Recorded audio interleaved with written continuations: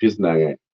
Mkhulu sengiyafika-ke kuwena ngiyakutshela ngithi eyi kunento kanjena sengiganile ngihlala nomyeni wami manje asibathole abantwana kodwa ngiyakhumbula ukuthi ngake ngakhipha ingane ngisafunda isikole ngakhipha nje iy'ngane ey'mbili lokhu ngimitha ngikhipha manje mkhulu isiyangilimaza le nto emzini wami and umshado wami uyachitheka njengamanje. Kuthini okwakho njenge-psychologist ithini into ukuthini ukungeluleka mase ngifike nesimo esikanjalo sithi asihambe siyomtshela umyeni wakhe iqiniso noma sithi no asihambeni siye kumkhulu uBheseni? No, itherapy othi kusiza abantu ihamba ngeqiniso. Okay. Kumele ube neqiniso kuwena kuqala because angeke uziqamba amanga ukuthi kwenzakalani. I-reality, qonda i-reality ukuthi kwenze kwani u-2 no-3.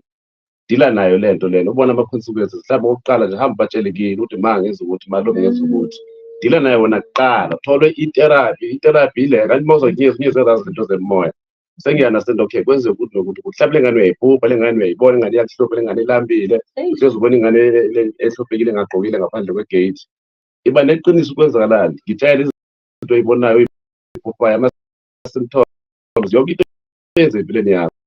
Okay. Sibone ukuthi kile kuqala awuzalwa khona ilungisa kanjani then bese ufaka umyeni wakho phela esinye isibongo uluvogana kodwa i-original primary part yempilo yakho ikile awuzalwa khona ukuthi awubatshela lengane ayidlali ezinye ingane mayifika bayibhosha bayabona ayiyona iphathi yefamily ayiyona unyezi lengane ile yasazokuthi yakuphi idlala le ngaphansi medla zingane because lengane iyakhula lapha inedingi yayo ukudla wena engane ilambile so le lizoku-affecta ngayo yonke indlela.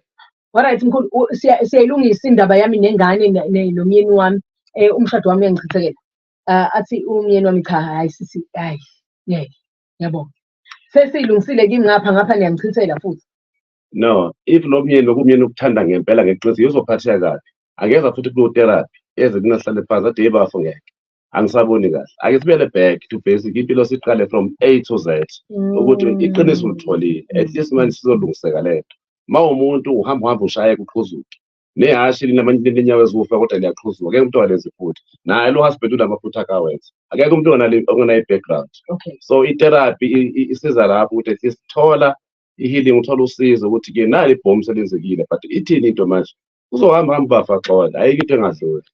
Uma ngabe-ke mkhulu la mina ngikhipha isisu ngangamtshela njengoba kade isisu okay ngikhipha isisu nje eceleni ngangamtshela ngaphinde ngabuya ngazolala naye lo sengikhipha isisu uyathinteka useyangena-ke manje because okay mina sengisikhiphile isisu sengigcolile already vele akazi so mase ngibuya ngizolala naye noma-ke kungaseyena indoda yami le ngilale nayo noma yena ubaba wengane akuseyo ubaba wengane le ngikhipha isisu sakhe vele ubaba wengane uyathinteka already because igazi lakhe leli. Okay fine sengisikhiphile-ke isisu ubaba wengane mhlawumbe engazitshela ngithole enye i-boyfriend-ke manje-ke engilala nayo-ke sengisikhiphile lesi sisu mase ngimbulele lo muntu ngapha lona sengilale naye manje uyathinteka yini-ke nje kulokhu kungcola kwami?